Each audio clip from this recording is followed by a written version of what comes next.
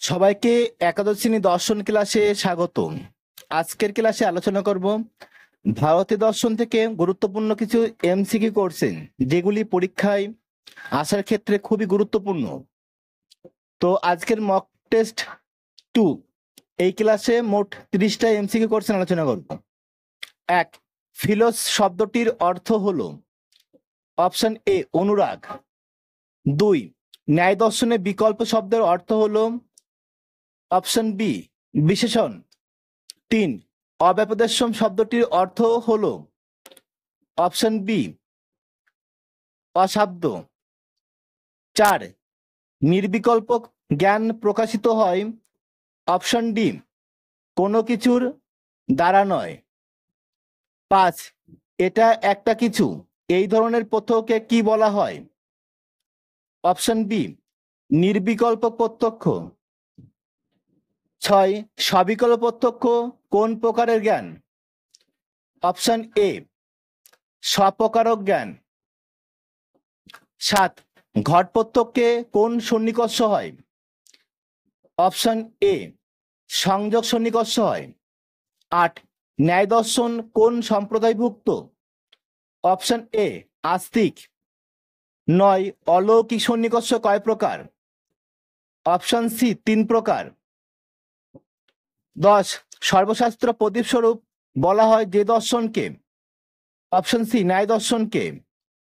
11. আচার্য উদয়নের রচনা হলো option A ন্যায় কুসুমাঞ্জলি। 12. বরফ দেখে ঠান্ডার অনুভূতিকে বলা হয় অপশন বি জ্ঞান লক্ষণ। 13.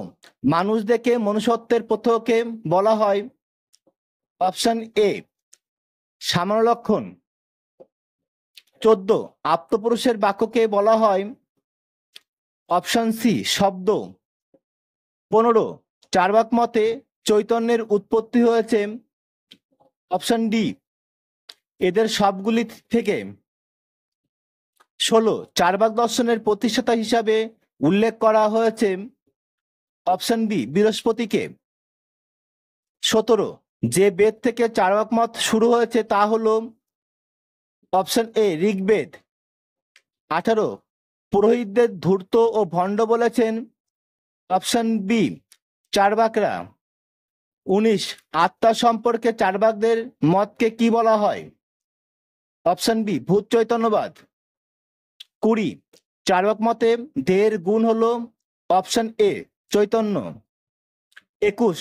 ভূত চতুষ্টয়বাদ মেনেছেন অপশন বি চার্বাকরা। 22. ভারতীয় দর্শনে মোক্ষ লাভের কয়েকটি অবস্থা আছে? অপশন এ 2টি। 23. ভারতীয় দর্শনে যথার্থ জ্ঞানকে কি বলা হয়? Option A প্রমা। 24.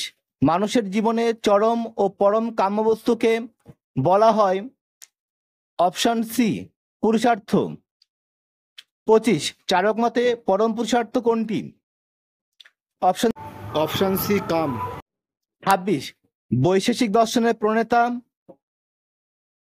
অপশন বি মহর্ষি কনাদ। 27. বেদের শেষ বা উপনিষদকে বলা হয় অপশন ডি বেদান্ত। 28. বেদের জ্ঞানকাণ্ড কোন দুটি? অপশন এ আরণ্যক ও উপনিষদ। 29. পুরুষার্থ কি? অপশন বি সচেতন আত্মার কাম্যবস্তু। 30. ত্রিবর্গ পুরুষার্থ কি? অপশন এ ধর্ম অর্থ কাম। ক্লাসটি ভালো লাগলে লাইক করো, তোমাদের বন্ধুদের শেয়ার করো, আর যারা আমার এই চ্যানেলে নতুন তারা অবশ্যই চ্যানেলটিকে সাবস্ক্রাইব করো। আবার দেখা হবে পরের ক্লাসে। সে পর্যন্ত সবাই ভালো ও সুস্থ থেকো।